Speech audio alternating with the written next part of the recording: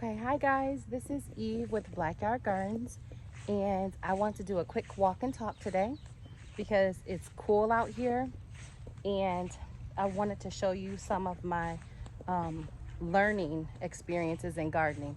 So, one, strawberries. We had them in it was a little bit of a raised bed, or at least it had a border around it. So it was a garden bed that was on the ground, and slugs came and just ate them up. So we did that one year, and once they ate them up, I'm like, I do as much as I can and as easy as I can, as far as like I want as much food as I can, but it kind of has to grow, like it has to work. So when it didn't work, I didn't do it for about 2 years. Then my son was like, I would like strawberries. So I don't want to teach him that we can't do things. So the next thought I had was put it in a wine barrel. So we put it in the wine barrel, and then we put mulch all around it, and it seems to be keeping the slugs at bay right now. We have, let me see if I can show you. There's also some chamomile in this bed, so that's pretty. But let me see if I can show you that pink. So we have some getting pink and red, and hopefully getting ripe, ready to eat.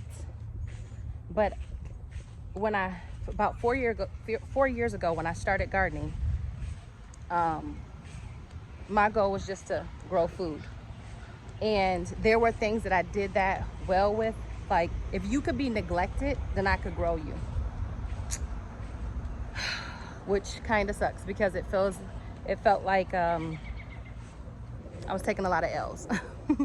So one thing that we grew really well, and it didn't require too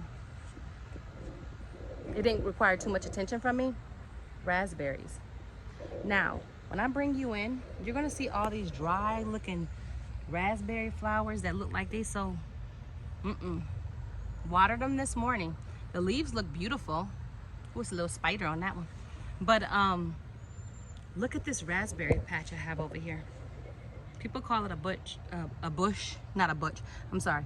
People call it a bush. I call it a patch because they come out with canes. And so it comes all the way over here. And these are the new raspberries that are the first year, so the primal canes. And then the flora canes are the ones that have the flowers on them, or the actual raspberries that will fruit this year. So for me, those didn't take anything. You put the canes in the ground, boom. I think in the fall we got raspberries the first year. So raspberries is one thing that I would say grew easy. Ohio, zone 6A. So, and this, I have heavy clay soil. So in Ohio, there's all different kinds of soils. You can have sandy soil, you can have loamy soil, you can have clay soil. But my soil, my native soil is heavy clay. So I'm just giving you recommendations, or at least what grew for me that were super easy. And then I got a crop from it. The next thing that I would say that I really mastered as a new gardener, didn't know much, would have to be leafy greens. I'm taking you around, I'm just walking slow. So leafy greens would be your turnips over here. So those did really well for me. They did really well for me, and they got the root, so I got the actual turnip as well. And they did well for me because I started them stupid early. I heard a bug, so I walked away.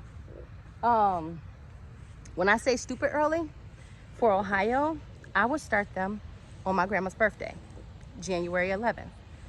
And I used to start them inside the house. This year, I did whatever was easiest for me. So instead of starting them in the house, I did winter sowing. So January 11th, I came outside. I had my seeds.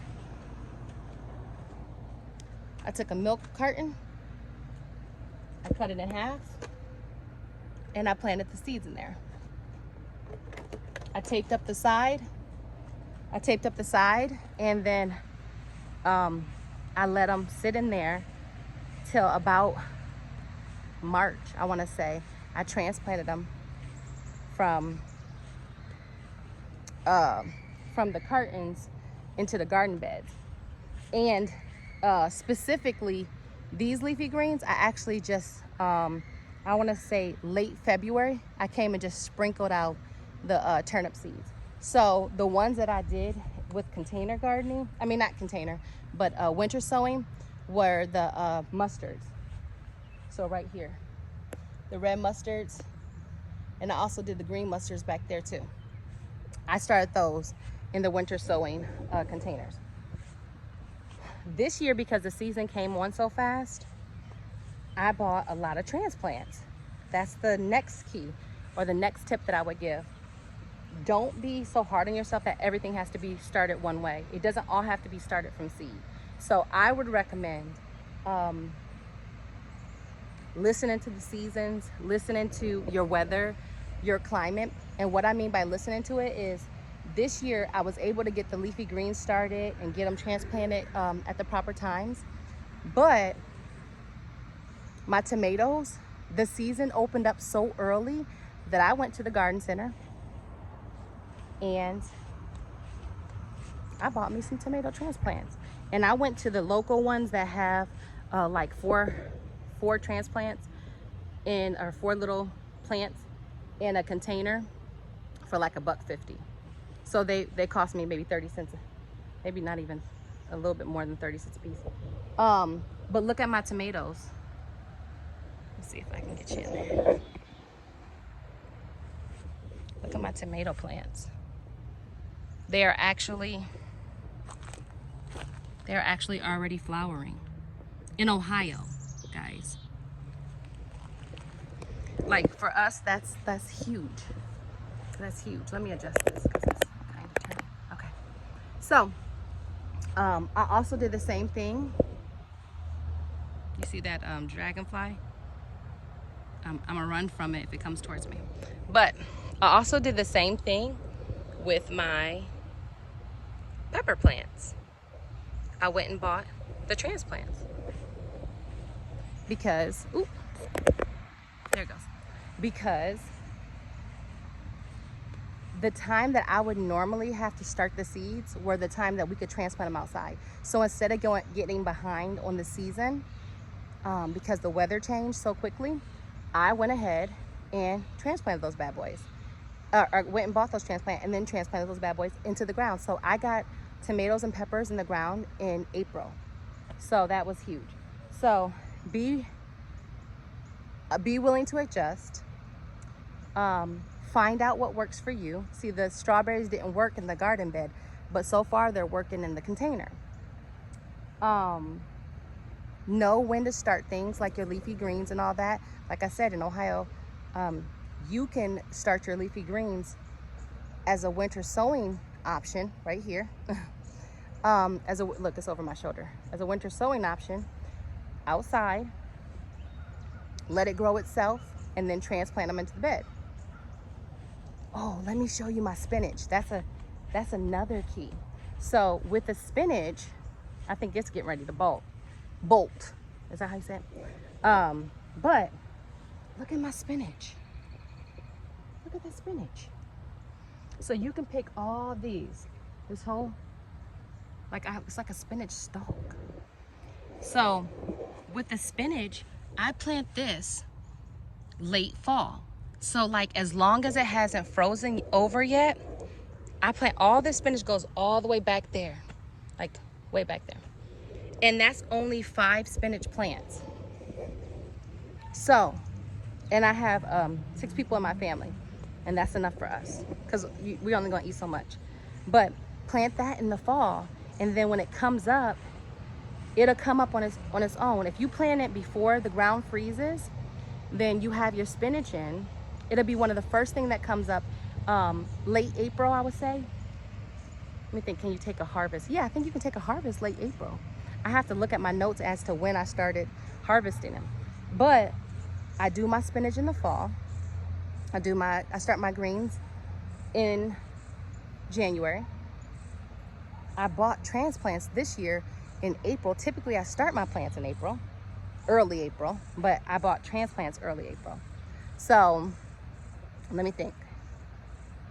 So those are some of the easiest things to do as a new gardener. I would say leafy greens, raspberries, ooh, and peaches. Let's go over these to this peaches. So, let me see. Walk you and turn you. I want you to see these pretty. See those yellow flowers on my peaches? Okay, let me take you over here.